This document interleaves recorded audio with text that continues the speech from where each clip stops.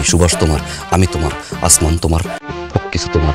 তুমি তোমাকে আমি একটা কথা বলতে। হাউ কাউ এই আলোচিত এই নাটকটি রোমান্টিক কমেডি, তবে কমেডিই বলা চলে। আমি জানতাম তুই পারবি না। কমেডি রুলে ফারহানের দীপ্তিদাতানো অতি ন্যাচারাল অভিনয়, সহশিল্পীদের পর্যাপ্ত পরিমাণ সাপোর্ট, নির্মাণে পরম যত্ন আর যান্ত্রিক দিকের সম্পূর্ণতার সংযোজনে বেশ ভালোই সাড়া ফেলতে সক্ষম হয়েছে নাটকটি। তবে সবকিছুকে ছাপিয়ে একটা প্রশ্ন ঘুরপাক খাচ্ছে মাথায় হাউ কাউ দেখার পর থেকে। গরু কিভাবে এদের পিছনে ধাওয়া করলো, দৌড়ানি দিল, তাও পুরো নাটকের সংখ্যাগরিষ্ঠ সিচুয়েশনসে গরুকে দিয়ে অভিনয় করানো কিভাবে পসিবল হলো? স্টেন্স, ভেরি স্টেন্স।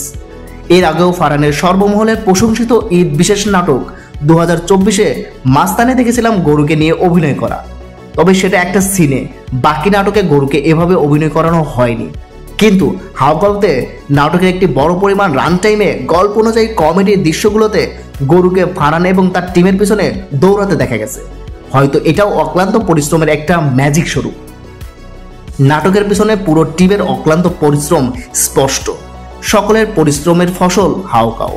ধন্যবাদ হাউ কাউয়ের সামনে পিছনে জড়িত থাকা সকল মেম্বারদের ঈদ বিনোদনের বিশেষ এই কাজটি উপহার দেওয়ার জন্য।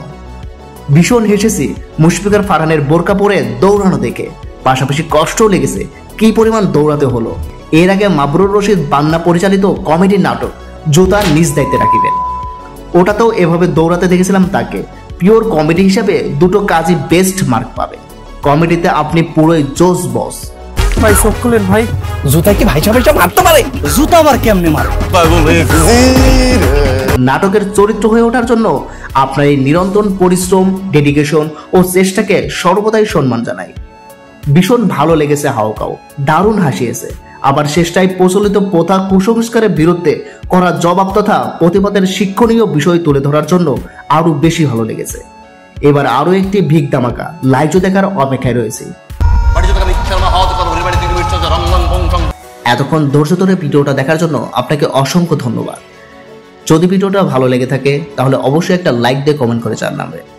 আর আমার চ্যানেল নতুন হয়ে থাকলে প্লিজ চ্যানেলটা সাবস্ক্রাইব করবেন।